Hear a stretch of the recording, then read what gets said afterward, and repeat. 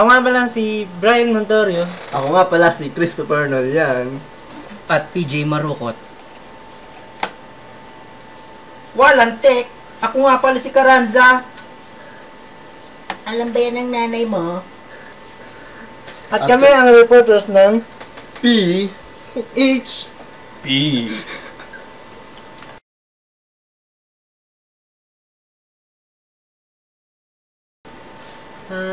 Dito ituturo ko kung paano mag-install ng WAMP server. Kaya WAMP server ituturo namin kasi sa SAM kasi mas madali siyang gamitin kaysa sa SAM. Ito. Double click lang WAMP na application, accept the agreement. Yung browse kung saan mo gustong i-redirect o kung saan mo gustong i-install yung program. Continue. Kaya lumabas na ganyan kasi meron na kasi dito naka-install pero i-install pa rin para pakita ko. Yun, kung gusto nyo may paint launch icon doon sa o kaya desktop icon yun. Checkan nyo lang yun. Ayan, install. Hintayin nyo na lang to. Medyo hindi naman ganong matagal.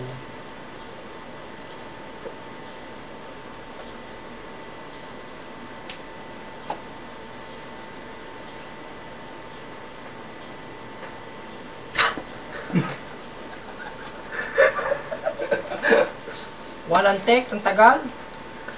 Bakit na? Ready? 3, 2, 1. Action. It's done. Yay! Woo! Parang magdadili daw. Open lang. Yes.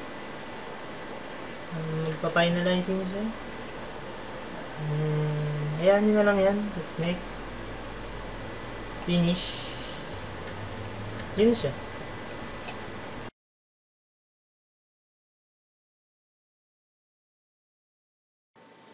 Papaliwanag ko kung paano i-execute yung WAMP server. Click nyo yung application. Then, antayin nyo lang mag-green yung icon sa dito. Click Start All Services. Then,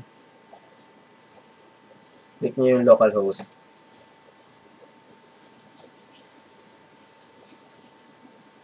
So, dito sa localhost, dito sa your projects, dyan nyo makikita yung mga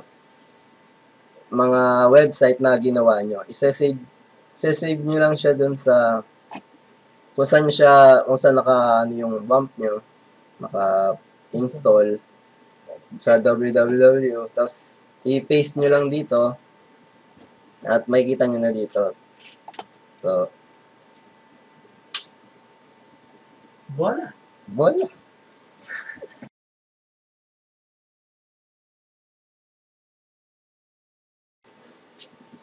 Paano gumawa ng database sa HPMyAdmin?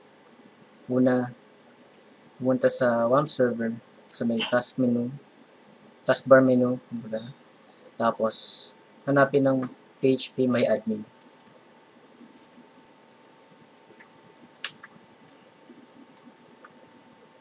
Kaya ako in-input na password, so go ko na lang. Tapos, click natin tong test. Tsaka yung phone. Tatype ko yung name. Name ng database. Wari. Sample. Tapos, number of columns. Ito lang.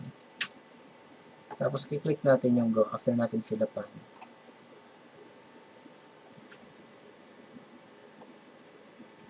Ito, ilalagyan natin ng username. Tapos, sa type, gagawin natin varchar. Para alphanumeric yung values. String. Tapos, yung length, 25. Ang default nito, gagawin natin null para magkaroon siya ng laman. Tapos, ang index niya, gawin natin primary. Sunod, yung password. Ang type gawin natin varchar din. Length, same lang din, 25. Tapos doon na. Tapos gagawin natin itong null. Tapos, kahit pala ang index. Wala talaga. Tapos, click natin yung save.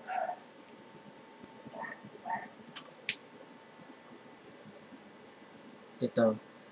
Expand natin yung test. Isang click sa sample. Yan. Yan yung nilalaman ng data na finalapan natin dun sa paglalagay ng database. Tapos, kung gusto magdagdag ng isang column, 1 nakalagay dito. Tapos, click natin yung go. Yan. Wala. Kung gusto pa magdagdag. Kung gusto lang magdagdag. Ano may dadagdag dito? Wala. Dagdagin natin ito ng first name.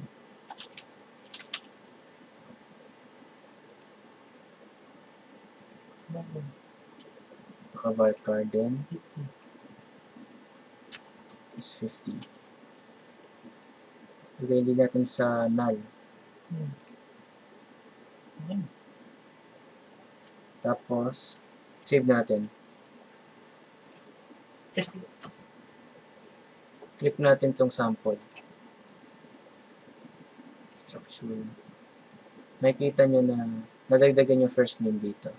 Sa baba ng password. Kung gusto nyo magdagdag ng value,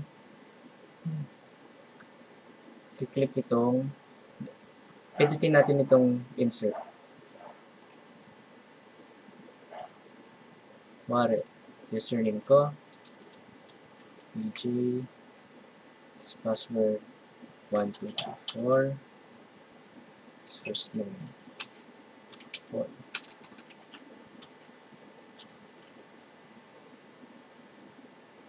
Tapos, kung gusto pa magdagdag, mare, null. Tapos, password 1234, first name, ayan. Tapos, click natin itong go. Yan, may laman na. After natin lagyan ng laman, click natin yung browse. Ayan. Nakikita nyo na yung laman ng username, password, saka first name. Iba ko talaga, man. Okay.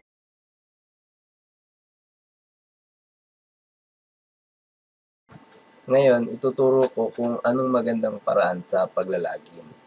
Ito ay yung cookies. Ang cookies mas madalas na gamitin dahil ang cookies ay gine-generate ng web server na ini-store sa computer ng user. record na. Tulad ng sa website na ito. Maglalagin ako. Admin, password, and sign in. Kung makikita nyo, may lumitaw na update tsaka register dahil yan dun sa cookie. Itong mga katunayan na naka-login ka. So, pag pinindot mo yung logout, papatay niya yung cookies ng website. So, di ba? Namatay. Kung ipapakita natin sa code, kung makikita nyo sa homepage, sa code ng homepage namin, nandun yung header function kung saan ibabato dun sa admin.index.page admin.index.page pag nakita siya ng PHP code. Dito, pag na-detect niya yung user cookie, i-redirect ka niya agad dun sa admin.index.php. Dito, isa-set natin yung cookie. Type nyo lang set cookie, then yung name ng cookie, yung value ng cookie, tsaka yung duration ng cookie. Tapos, dito naman, kung paano pinapatay yung cookies. Kaya unset mo lang, and voila!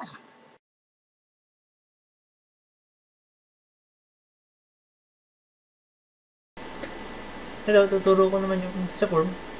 Naituro na rin naman sa, sa HTTP, kaya lang, detail background lang naman. Yan, class from, sa action.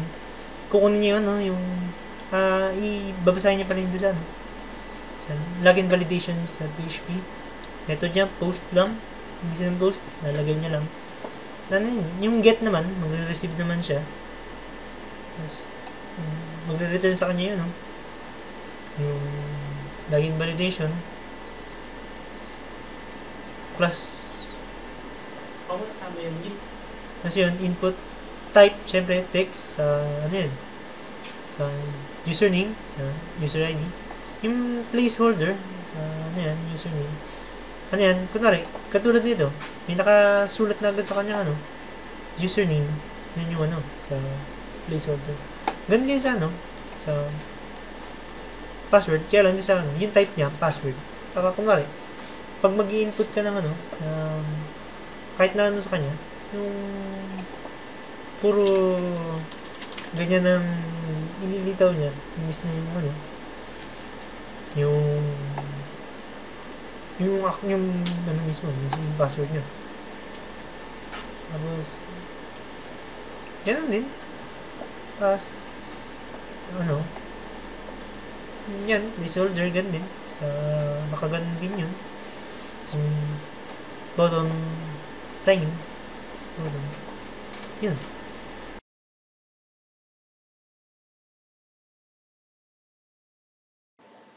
Ngayon, turo ko naman sa inyo yung paggamit ng class. Ito nga pala yung mga yung mga advantage ng class. Unang-una sa lahat, maintainability siya. Yung, tapos, madali siya kasing, ma-maintain. Yun na, maintainability. Tapos pwede mo bang gamitin yung code, ng paulit-ulit. Ayun nga, yung, pwede mong, gamitin na paulit-ulit yung code. Tulad na lang dito. Sa login SQL, dito sa extend SQL, in-inherit mo yung code dito sa SQL. Kumbaga, niran mo itong, login SQL, gagamitin niya itong, SQL.php. Itong class na to. Tsaka, isa pa, madali siyang maintindihan dahil, yun nga, madaling hanapin yung, kung saan nakalagay yung mga functions. Hindi katulad nung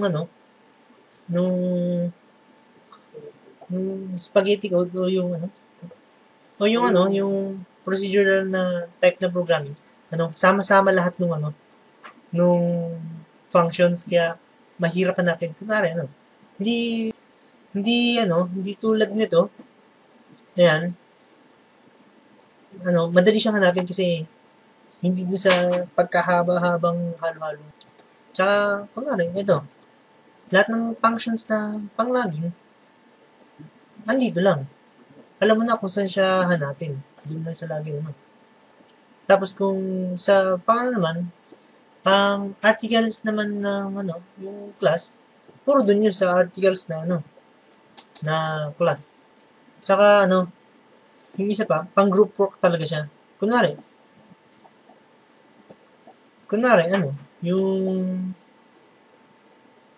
yung isang kagrupo mo, siya yung gumagawa ng login SQL, ng login na class. Tapos yung isa naman sa article class. Kasi yung isa naman sa event. Kaya nyo, yun. Tapos, kumbaga, tatawag-tawagin nyo na lang yung mga yung bawat tools na ginawa nila nang hindi nyo pinapakailam yung main program. Hindi katulad dun sa sa procedural o yung spaghetti style na pagko-code. Pang isang tao lang yun, Kumbaga parang isang tao lang yung gumagawa kasi isang lang yun. Tapos, madalas nyo pampakialaman yung yung main code nyo. Kumbaga nagiging siya magulo.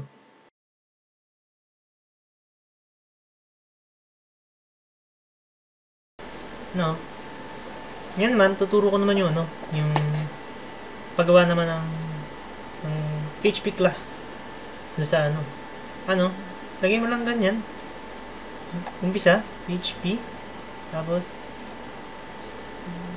save mo, gawa ka ng ito nga, doon sa mo, folder mo, gawa ka ng class na folder, tapos save mo lang dyan, kunwari, sinave ko na, ganyan, tapos yun nga, yung class, yung pangalan ng class mo, tapos var $sign, tas con, yung con, dyan niya ipapasa yung connection, kaya $sign kasi ganyan, siya, yung $sign kasi pwede siyang pwede siyang float, pwede siyang string, pwede siyang int, basta lahat yan kasi naman sa var db db host, yung kung ano yung pangalan sa amin kasi nandito ako sa sa computer nito, localhost siya, kaya yan, db user naman pala yung root, yun nga, pass, ganyan lang yan, pass din basta function, construction, yun na yung parang function constructor, parang lang siya, katulad lang rin siya ng ng C#, kaya lang kasi doon sa C#, yung function constructor, yun nga, ididikit mo lang siya doon sa sa pangalan ng yun nga, susunod mo siya sa pangalan ng class, kung isusunod mo kaya lang dito kasi sa PHP, ganito na lang gagawin mo, function tapos double underscore construct, yun, automatic constructor na siya, kasi na yung laman ng constructor nito, yung this, tas ito, this con, parang katulad lang siya sa C# o kaya sa Java, yung $sign this dot, diba? Kaya lang kasi yung tuldok nga dito, kasi sa PHP yung tuldok, concatenation kasi ibig sabihin niya, kaya ito lang yung ito yung pinaka parang ito yung ginamit, yun. Tapos con, dito yung papasa yung ayun nga, para itong pass by reference, yun, pass by reference, kunwari yan, pass by reference nga, anong DB pass na to, ano naman to sa baba? Ano? Ayan. Tapos na? Oo, yan. Tapos na yan. Kung paano ka lang pag po yan. Tapos yun na. Tapos mo na yung MySQL. Na-connect na yung Oo. Sabi. Kanta na na-complete to. Yan, ito naman eh. Tapos na, di ka na kasi. Tapos Di ka pa namin dyan na. Ayun nga, yung sa Skyline. Di mo po. Yun po. Kaya hindi mo po. Kaya tingnan, iyan ko na.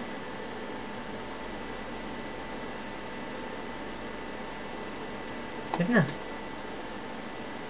Ito, function set list na. Yan lang.